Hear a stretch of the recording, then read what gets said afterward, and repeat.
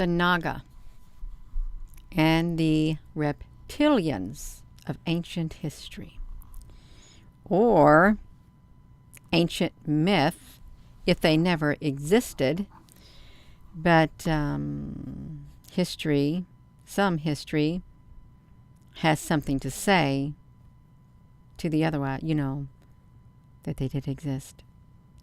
The Naga and the Reptilians. Are they one and the same, you all? Are they?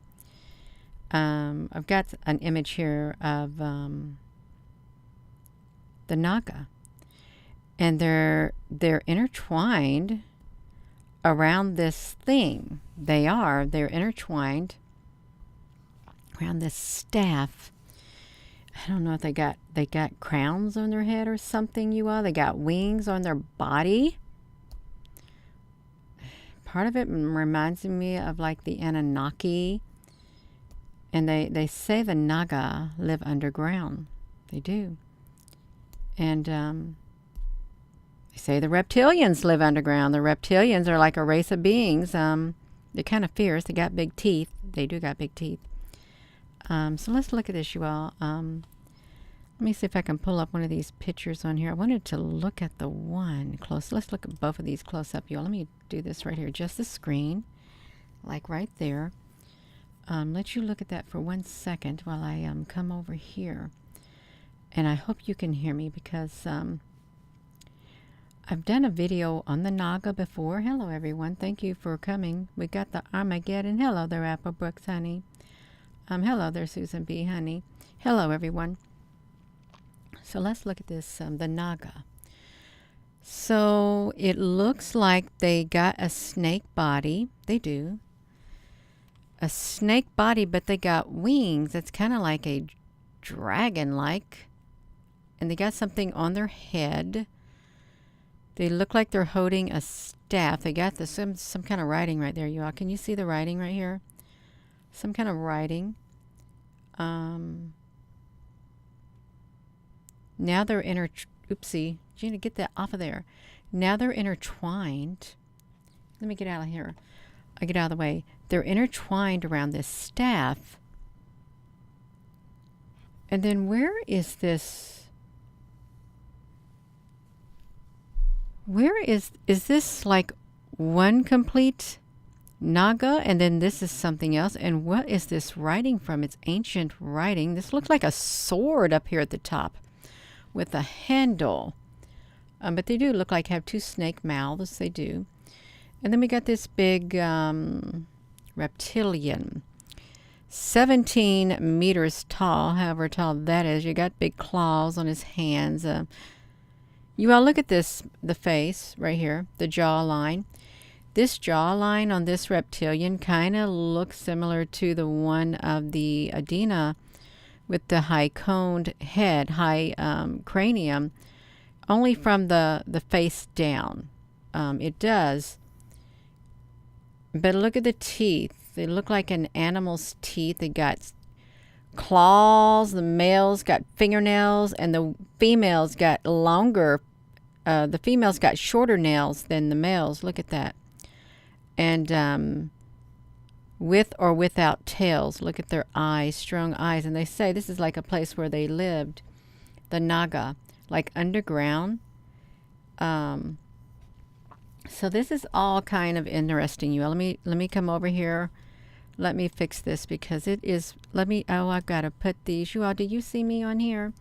I've got to get my sticky notes ready because we got to document. I'm going to hope this do a complete replica. Yes, it's perfect. Well, I kind of made it messed up, you all, but I want to document. If you come here and we do live videos like this on the fly, we're doing it on the fly, you all. We are doing it. I'm trying to document everything. Everything that I do, I try to document it. I cannot move this anymore. That's fine. So let's look at this. So I started off with this right here. Did the snake people exist? Yeah, we're going on a journey. We're taking a little scenic route. I hope this is okay for us to take a scenic route. We are going scenic routing. Virtual tour through the internet, through the World Wide Web. about the Nagas, the snake people, and the reptilian conspiracy theory, you all. We can do it. We're going to do it, you all. That's right. So let's put our first reference down, because that is the first search I did. Do the Nagas, the snake people, did they really exist? Free BSD. Okay. Manasa Devi is Hindu, cobra snake goddess, the queen of the Nagas. She is believed to be the daughter of Lord Shiva. The story of her birth starts when Lord Shiva was sexually aroused on the... I'm doing a disclaimer. Now, you did not hear those words coming out of my mouth. I did not know that was on there. I said it anyhow. On the banks of the Kalidaha pool, a pond in the West Bengal in the town called Rajanagar. It's dedicated to the goddess Kali. Ooh, let me see about this, you all. I'm going to click into this because we want to know about the Nagas right here. So I will put this on here also, you all. I will. Every place we go, I want to see. I'm not going to get too much into that. I didn't know it had that inappropriate word, but it's part of life. It's a part of life. Okay, you all. So this person set up a new thing.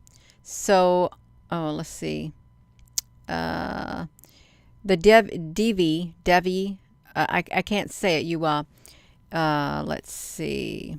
It's a Sanskrit word for a deity or a class of mythological beings found in Hinduism and Buddhism. They dwell in underground premises of earth. Do you think they really do dwell underground, you all? Because they quite possibly could. There are legends about the Nagas in the folklore of present tribal Hindus of southern India, Adivasis, and the Aboriginals of Australia. So if you're in Australia, there's supposed to be folklore about the Nagas. That's right. I'm looking over here. Yeah. The Nagas. So let's see. So in the legends, the Nagas inhabited a big continent that existed somewhere in the Pacific Ocean, you all. Isn't that exciting? It sank, and the remnants of it formed the Indonesian archipelago and Australia.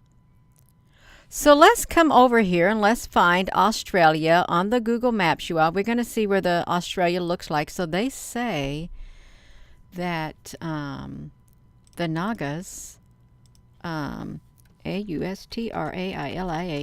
Australia. The Nagas were around the Pacific Ocean, but is Australia in the Pacific Ocean and the Indonesia, wherever that's at, you all? Let's look at the Pacific Ocean. Well, I know who lives in the Pacific Ocean. It's Cthulhu. It really is Cthulhu. So Pacific Ocean. Okay, well, here is Australia right there. Okay, I guess we went there. Where is the spot, you all? Can you see the... It is so cloudy here, it will not even show the spot. But this is around the area, I guess. Okay, this Pacific Ocean. Right here, and here is Australia. So this is the area where the Nagas lived. And, you know, it is kind of hot over there, according to them. So,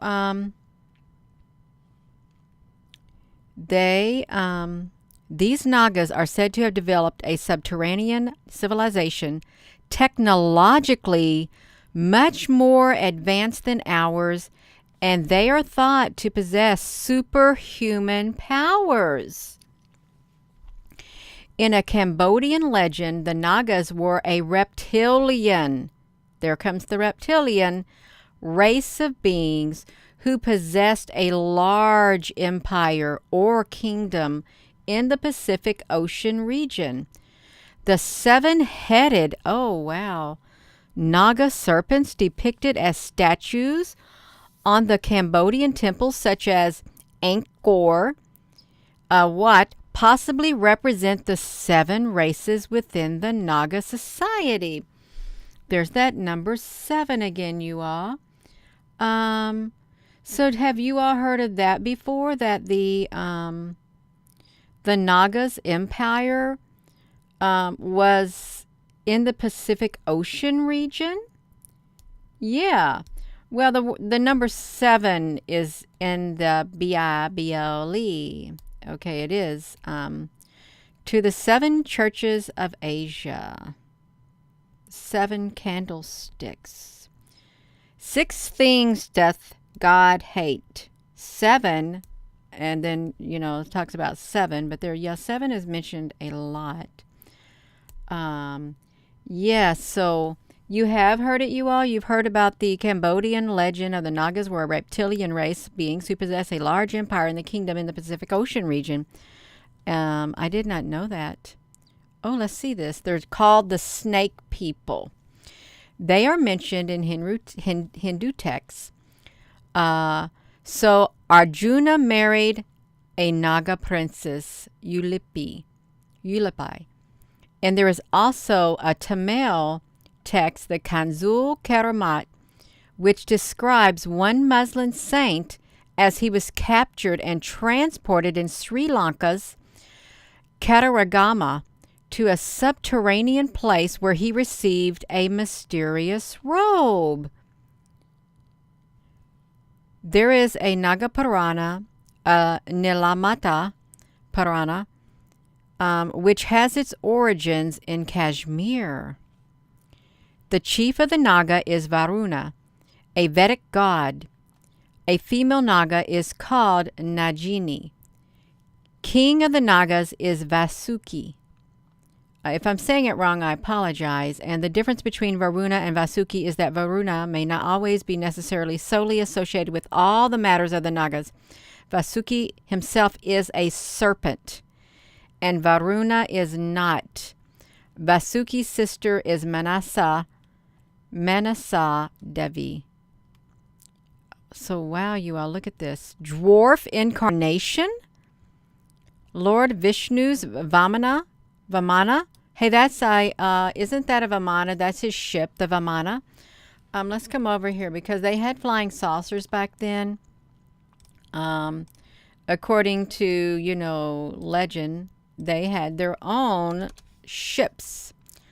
No, this was Vamana. Okay, he was called Vamana. He was a Brahman boy called Vamana.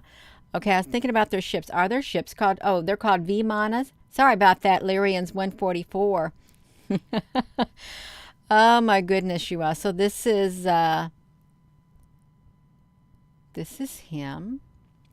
Okay, so we got some of these right here. So the 9th is the Buddha. So I thought we was going to see a Vimana ship, but we aren't, you all. Let me clip it out of there. I already did that. All right, so the Devi, the Devi. Okay, we've got all of that. Worship, Ganesh. There was lots of, I'm not going to read all that. There are lots of gods, okay, lots of gods from different countries in different histories, in different legends. Lots and lots of gods. So let's see that. So we said, did the Nagas really exist? And then we have the reptilian conspiracy theory, you all. We got the reptilians conspiracy theory. They're also called reptoids, the archons, the reptiloids, the saurians, or draconians. And they are supposed reptilian humanoids which play a prominent role in fantasy, science fiction, ufology, and conspiracy theories, you all. What do you think about that? I didn't know all of these were representations or synonyms to reptilians, the reptoid, the archons, the reptiloids, the saurians, draconians, reptilian humanoids, and all of that. right there. So let's look at this, the reptilian conspiracy theory. So they said it was popularized. Oh my goodness. Oh, so this is how tall they are. Now they got a kind of a long, elongated head. You can see them, get myself out of the way. They got oopsie, that is really big. They got a big head. Kind of big. Right here. But it's just kind of snake-like, and the eyes are slanted, and that's the comparison. So that's around, if the average human was around, let's see, just say if he's 5'8", well, you go up another foot. So this is probably around a 7 foot or so, however tall these reptilians would be. This is what it would be. I better put this on here, you because this is a conspiracy theory that they got going around with some kind of reptilians and the Nagas. Okay, they do. Whether they're true or not. So let's look at this. So this is the conspiracy. They're called, they play a prominent role. Mr. Ike. You conspiracy theorists, how dare you say something like this? You used to be a sports broadcaster turned conspiracy theorist? Shame on you, Mr. Ike. Claims that shape-shifting reptilian aliens control the Earth. There's a picture of the Earth, you all, our round planet right here. That's right, because it sustains surface water, and about 71% of the Earth's water surface is made up of ocean. So he claims that shape-shifting reptilians, let's see, shape-shifting is the ability to physically transform oneself through an inherently superhuman ability, divine intervention, demonic manipulation, sorcery spells, or having inherited the ability. The idea of shape-shifting is one of the oldest forms of something. So these reptilians that are shape-shifting, they control the earth and they take on human form, and they gain political power to manipulate the human societies. He has stated on multiple occasions that many world leaders, they are possessed by so-called reptilians, and the critics of this disparagingly refer to the alleged reptilians as the lizard or people. The lizard people, you all. Oh my goodness, did you know how to spot the reptilians running the government by theatlantic.com? You all, you can see this right here, the origins of this. Oh, so we have the lost worlds. The Atlantis is a lost world right here. Let's see where it's located at, you all. We got Atlantis right here, Lemuria. They got the zoologists. Okay, secret doctrine of something. So you can really find a lot. The Shadow Kingdom. I didn't know there was a, oh my, that does not look good, you all. The Shadow Kingdom is a fantasy short story. My head's in the way. Hold on. Is a fantasy short story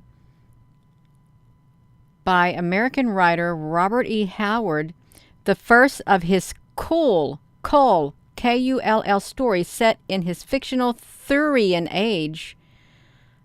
It looks like it's got reptilians in it, you all. It does. Oh, these serpent men. Okay, his serpent men were described. Is this the same person? This, I'm getting a hot flash, you all. Really, it's making me hot.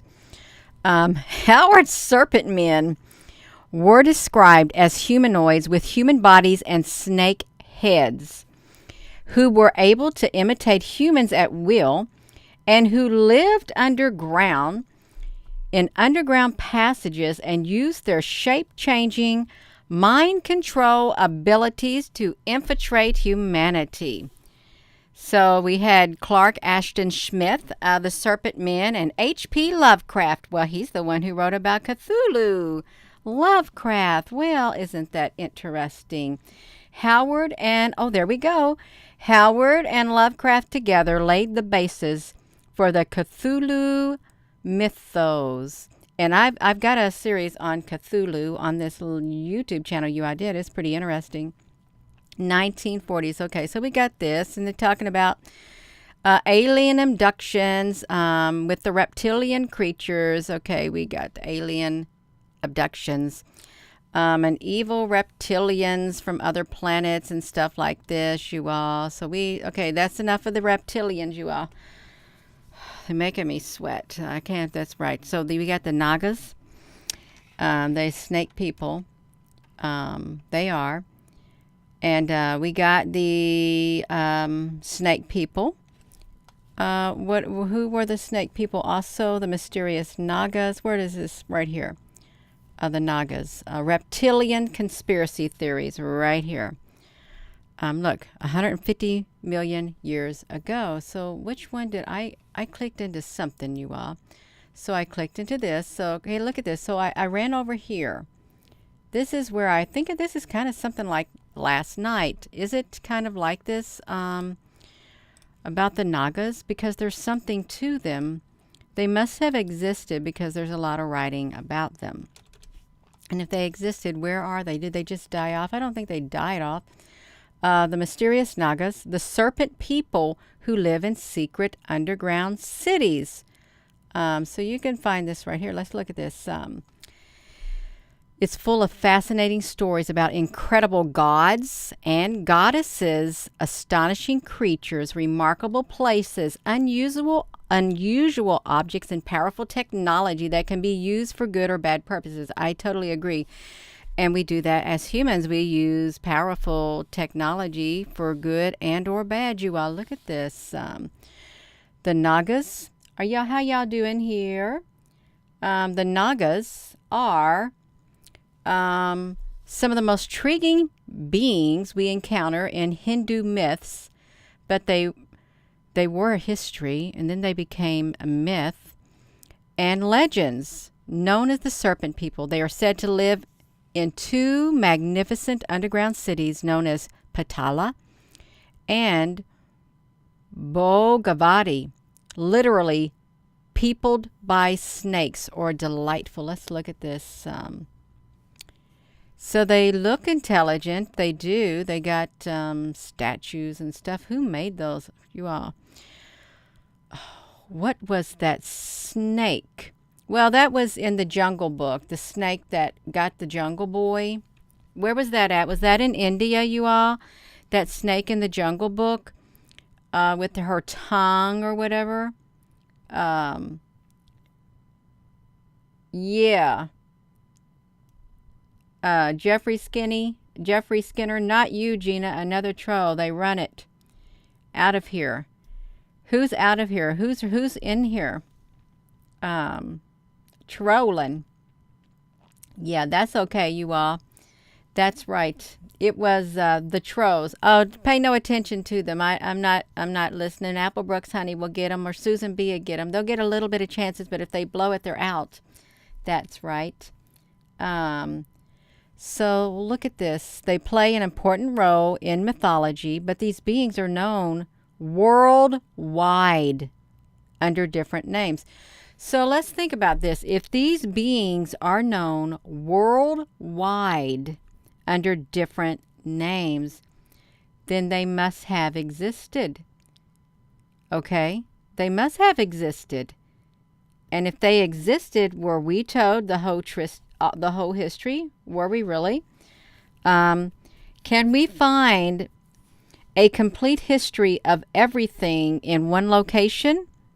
I don't think we can. No, I think it's up to us to put the pieces of the puzzle together.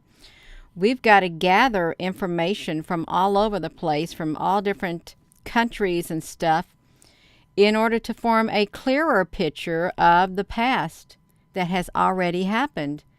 That's what we've got to do. Hello, everyone. So they play an important role. The ancient legends of the Serpent People can be found in all corners of the world. Oh, wow.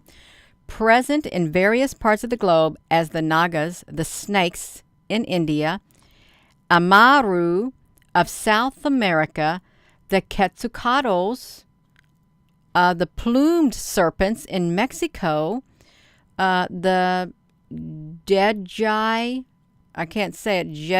snakes in Egypt, the lung which is the dragons in China, or perhaps the adders, the snakes in Britain. The serpents of wisdom were welcomed by the indigenous people and worshipped as the serpent prophets. Wow. Look at that, the serpent prophets. The libation vase of Gudea, dedicated to Ningishzida, a double helix. What is the significance, you all, of a double helix? Can someone put it in a short, just layman's term, what is the significance of a double helix? The double helix depicts the deity. That's all. I did it for you, you all. They say that these remarkable, intelligent people could take on either human or, okay, thank you, reptilian shape at will. And they created, you all, this is according to legend, they created underground cities worldwide. That means in every country, every city, every state, underground, they created their cities. Because they're known all around the world, these serpents, these snake peoples, who could literally be human or reptilian, you all. So it's sounding like the Naga are the same, one and the same, somewhat as the reptilians, is what it says. Let's look at this. They have continued to make appearances to humankind on occasion.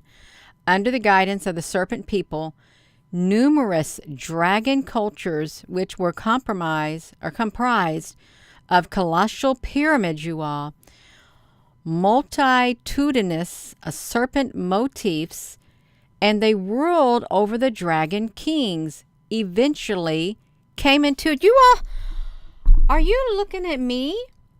Oh my gosh. Look at my shirt. I just realized that. Let me get this out of the way. Look at my shirt. Dragon Slayer. I was not planning on doing a video on dragons. I wasn't. I didn't know what I was going to do a video on tonight. I did not. And now I got the Dragon Slayer shirt on. Okay, that's wild. That is wild. You may say, Gina, you planned that out. No, it just now dawned on me. I have a shirt that says Dragon Slayer on it, and I'm talking about these dragon kings. That is wild, you all. And this shirt on the back, it has the tail of the dragon on the back of it, you all, is what it has. The tail of the dragon. I'm going to show you something really fast. The tail of the dragon. The dragon in, I think it's in Tennessee. I don't know where it's at. I guess it is in Tennessee. I'm going to show you what it looks like. This is the tail of the dragon.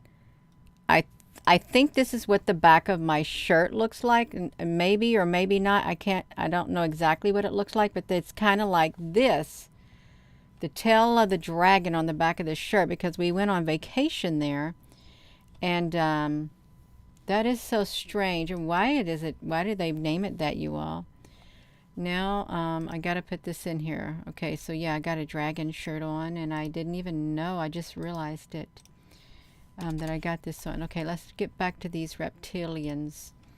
All right, so the dragon cultures, you all, and we know that under the guidance of the Serpent People, numerous dragon cultures were comprised of colossal pyramids, multitudinous serpent motifs, like Serpent Mound in Ohio, you all.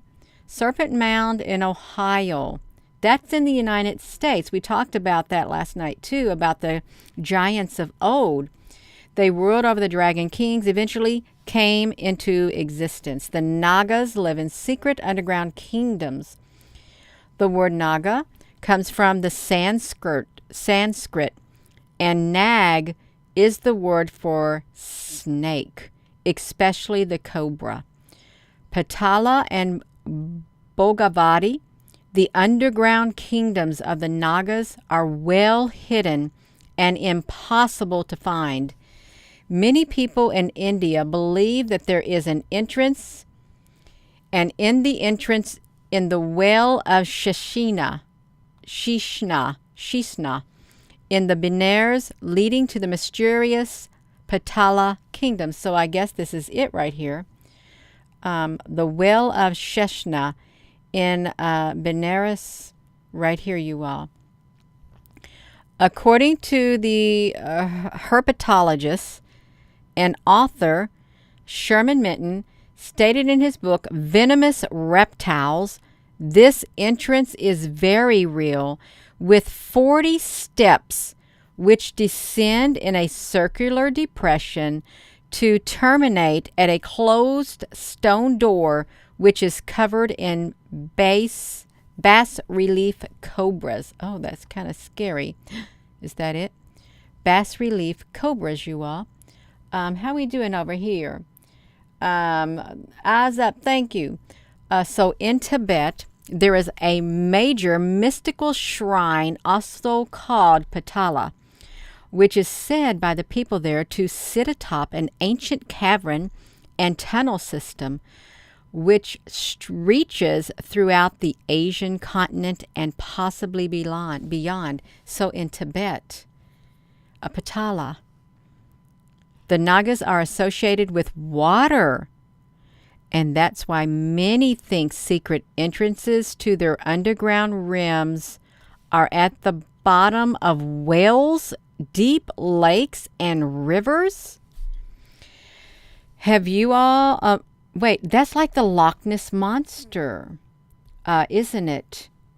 The Loch Ness. Okay, Christine, see, I just said it, and your comment popped up.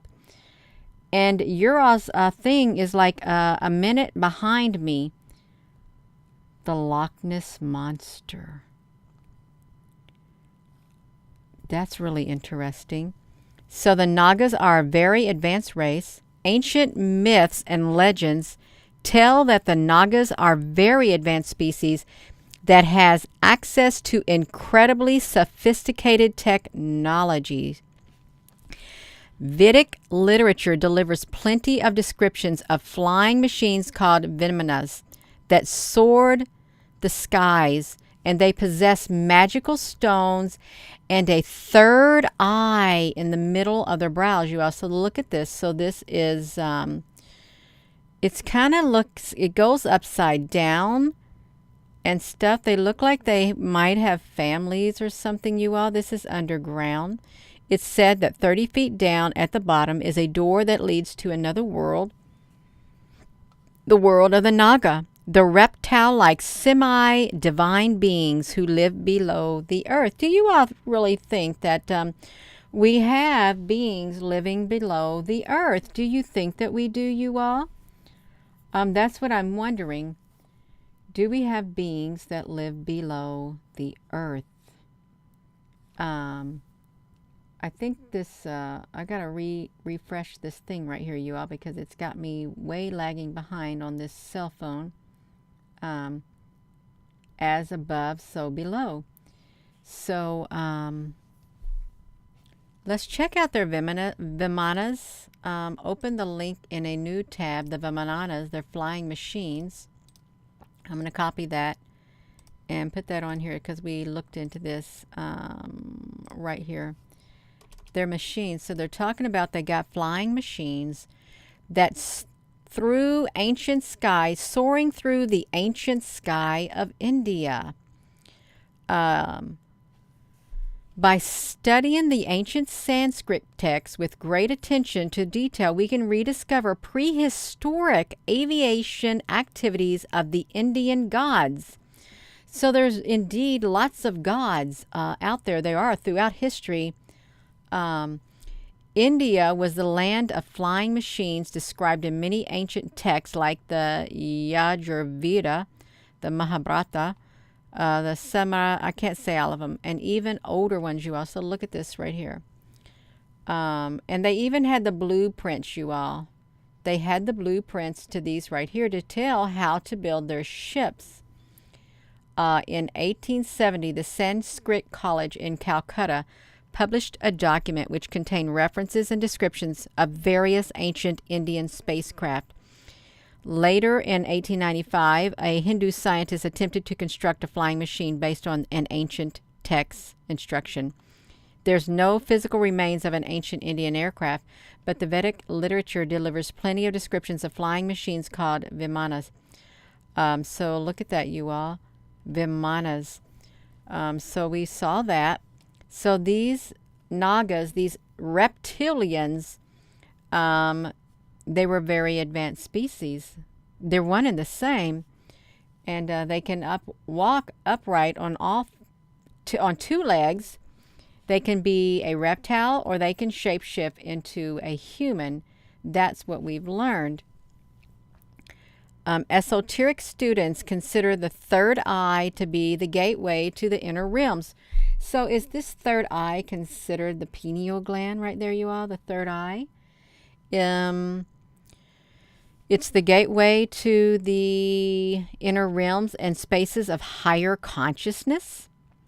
In New Age spirituality, the third eye often symbolizes a state of enlightenment or the evocation of mental images having deeply personal, spiritual, or psychological significance.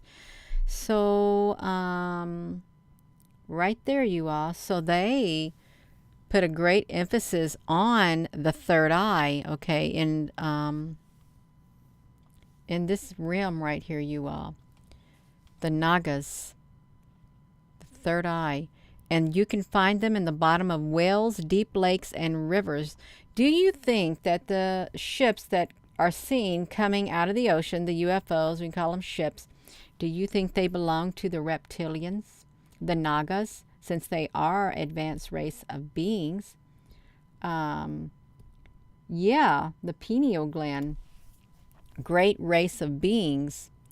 So the Nagas never showed themselves to the outsiders, but they are believed to be related to another underworld race. Oh my gosh.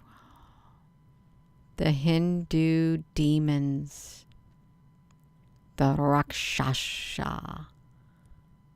Oh my gosh. I didn't know that they had Hindu demons called the Rakshasas. Did you all? Oh my gosh. They were related to them.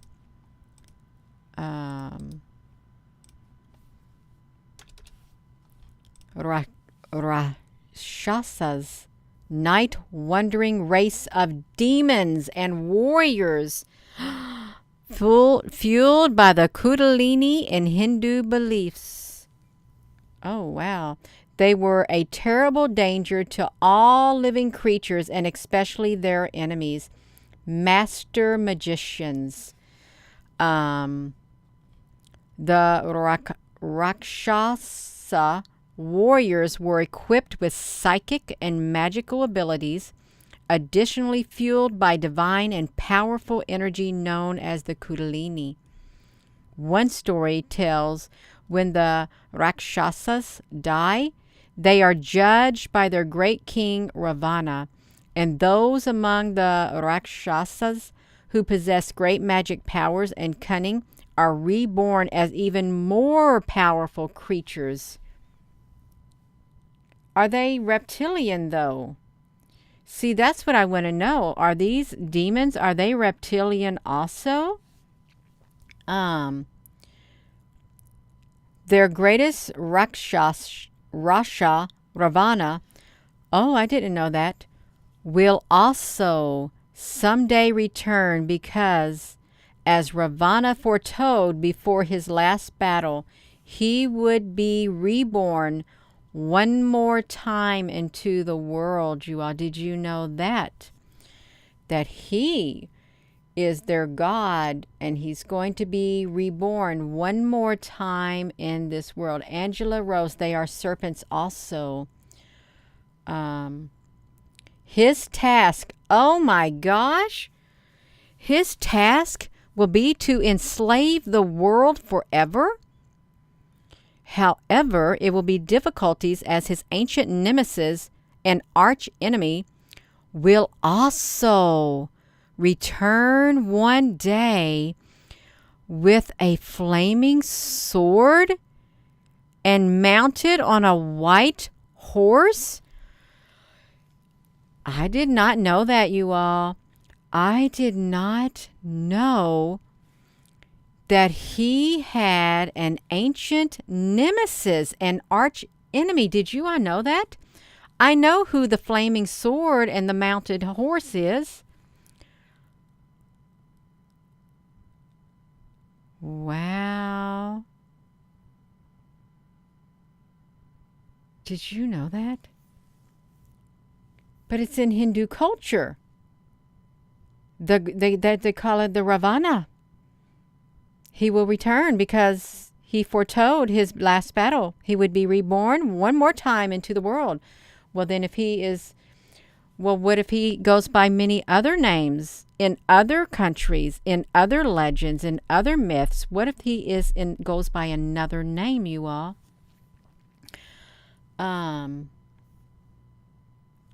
So who are the Rakshasas?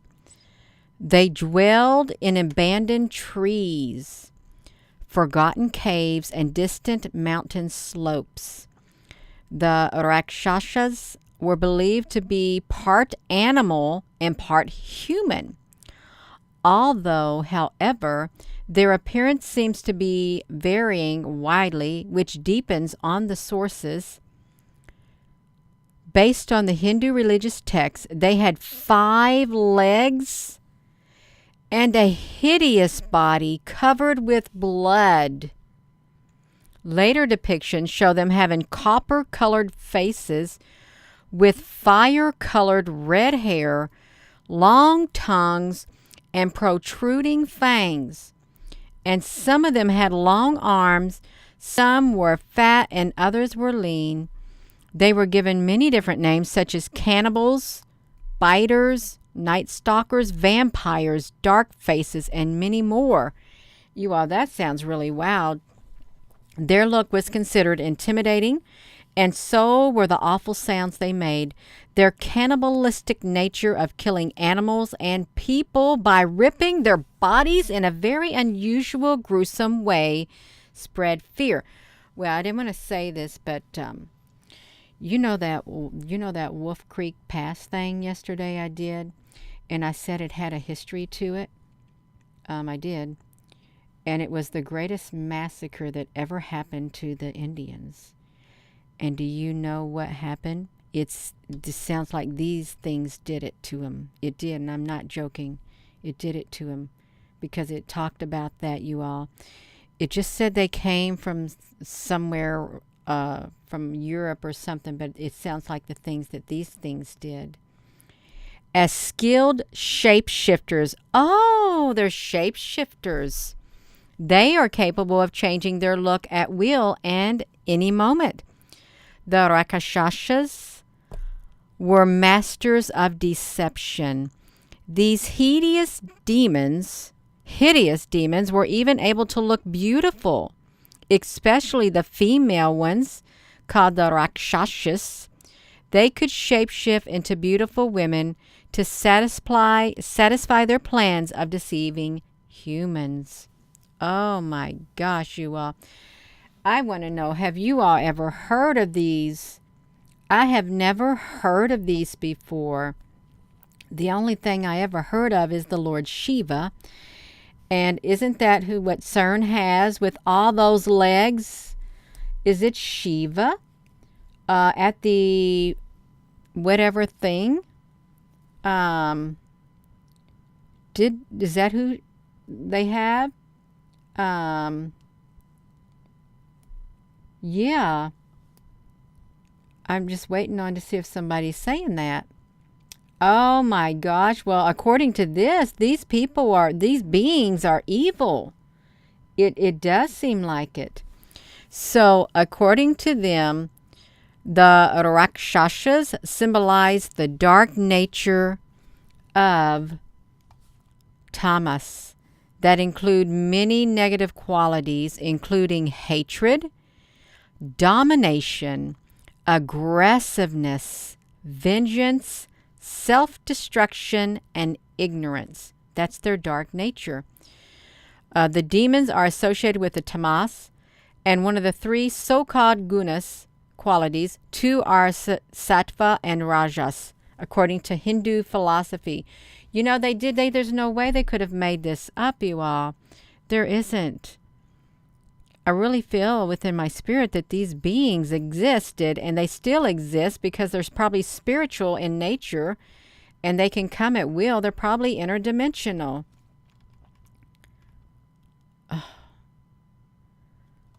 Here's this Rakshasa depicted in the Yakshagana, an art form. Well, that's kind of artistic, but I'm sure he doesn't look so pleasant in person.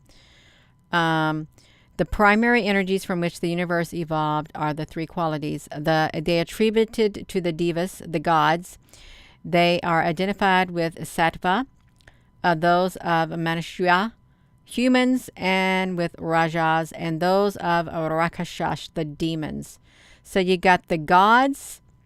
The three qualities are the primary energies from which the universe was evolved: the gods, the humans, and the demons. These tamas inflict wounds and indescribable sufferings, and it's incompatible with the Dharma, an old, very complex concept with multiple meanings in Indian religion, such as Hindu, Buddhism, Jainism, Sikhism, and others. It's the right way of living the path of righteousness, if Dharma. Oh my gosh, Rakshas once served Brahma. Oh wow.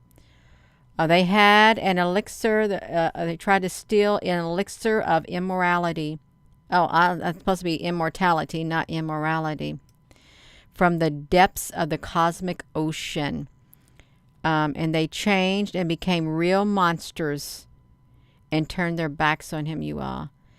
And they were, their degeneration, they began to demonstrate cannibalistic evil nature. Oh my gosh, we're not going to read all of this, you all, because this is really bad.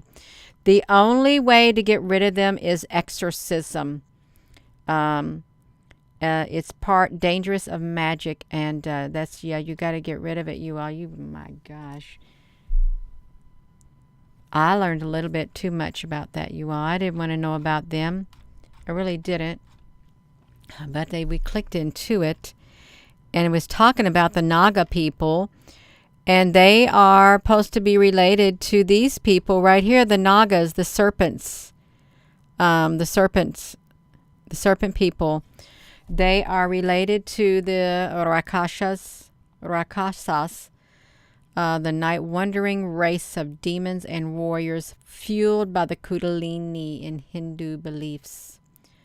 This is, that is wild. So we got these reptilians right here.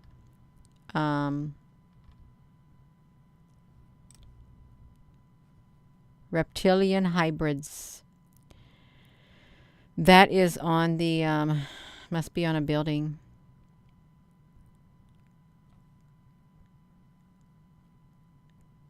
We got the Anunnaki with their big heads. Okay, see now this is a big head of an Anunnaki right here.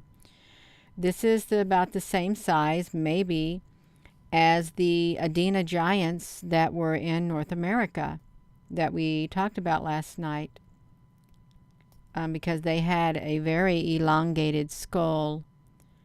And they were around 7.5 to 8 feet tall. Some were taller. But were they reptilians too, but they didn't have a tail? Well, they could be a human and or a reptile if you were a Naga. Oh my goodness. This is strange. It really is strange, you all. These statues and all of this kind of stuff. It's not make believe. It isn't, because they have them existing right here. Did they exist? The images of the snake people. We got big snakes. No, I don't want to put a fake snake body on me. I don't want to do it. I think that's enough about these snake people. They even did a book. Okay, they did a book. The Snake People. The Isle of the Snake People is a 1968 horror film directed by Juan Ibanez. Snake People is one of 4 low-budget Mexican horror film. And it was a book, you all. They made a book about it, of the Snake People, the Lizard People, the greatest political conspiracy ever created, you all. So the Lizard People, the Reptilians, the Nagas, which have a history written in stone, etched in stone. They have a history etched in stone. They do. And we have this saying, the Lizard People, the greatest political conspiracy ever created. The ideal of a shape-shifting lizard taking human forms in a plot to rule America and the world has become one of the most majestic, marvelous conspiracy theories created by mankind. Yeah. So, but it's etched in stone. So if it's etched in stone, it's no longer a conspiracy about shape-shifting lizards taking human forms. Okay, there isn't. I'm not going to click into any more of this, you all. You can see right here everything you need to know about Nagini. Yes, no, we don't want to see any of that, you all. I'm going to be, hello, let me see your questions on here, you all. We can, let me take all these references. It's, and put them in here. I'm going to make sure I don't want to erase this, you all, because it is, so we have 2 races of beings that are related. The Nagas, the reptilian, and then they're related to the demons. A demon race. The Rakshas. That's right. They had their hands on Earth for over 2,000 years, and why does this surprise people now? Steve Dean. It don't surprise anybody on here, to be quite clear. Really, 99% of the people on here know all about it, so it's really no surprise. But the history that is written about is quite interesting, to say the least. Quite interesting. Yeah.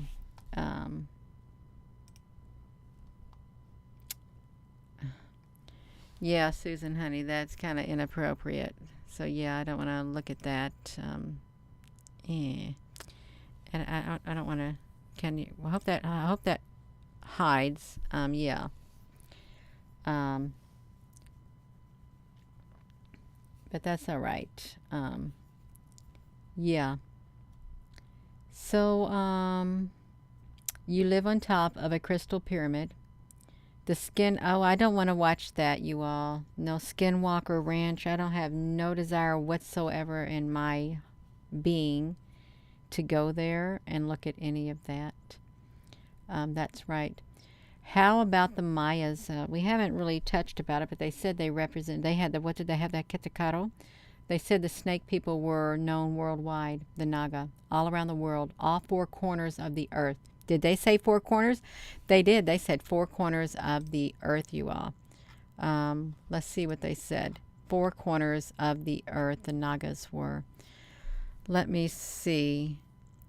They lived in Patala. 4 corners. I'm pretty sure they said something about that.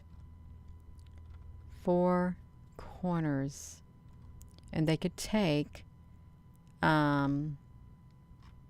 human form. Yeah, and they have their cities underground, great underground cities. If they have great underground cities, they're bound to have tunnels, hallways to get to them, you all. They're bound to. And we got lots of sinkholes too. I wouldn't want something coming out of the sinkholes. I really wouldn't. Because it wouldn't be very nice at all. That's all right, you all. You have a jug by your side. That's great, you all. So I am going to be going. I want to thank you all for tuning in. We're almost around an hour. The time went by so fast, you all. It did. extremely fast. But thank you all for being interested in what I'm sharing. I didn't realize they're going to look at some snake people, the Nagas, and their cousins, or their related kin, which is not good at all. It's not. That's right. So thank you all. Thank you, moderators. Thank you all for your comments. And if you didn't have a chance to look at the video from last night, it was on the giants. It is really interesting too. And they had elongated skulls all in North America, and there were giants. They said giants roamed the whole entire earth. And each country probably has their own history. They do. And own skeletal remains of giants too. That's right. Yeah. So thank you all once again. Let me put this back to me like this. Thank you for watching, and please give this video a thumbs up. Check your subscription, because you may find out that you have been unsubscribed to Gina's channel. They do it to lots of YouTube channel for some reason. I don't know, just to do it. Yeah. So thank you once again, and with that being said, hello, wherever you are in any part of the world. Hello. From my heart to yours, love you. Have a wonderful rest of your day, you all. And thank you so much for tuning in this evening. It was really exciting. It was. Learned something new. I did. And I hope you all learned something new too. Thank you. Love you.